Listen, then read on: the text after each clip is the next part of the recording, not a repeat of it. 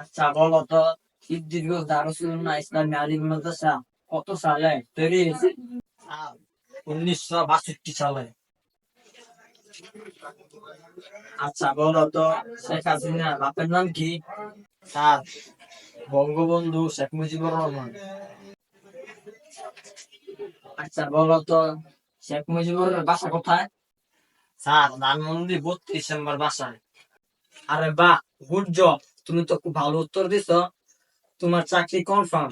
এদিকে এসো, হাত মিলাও।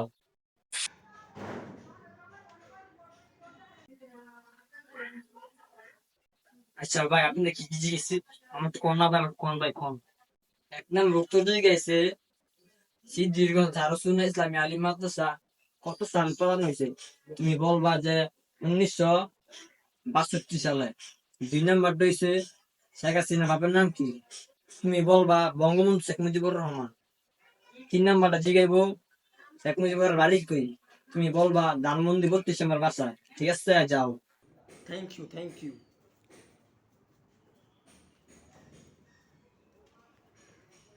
আর আসবো? হ্যাঁ আসো, এখানে বসো। দেখি দাও। বাহ, খুব ভালো তো।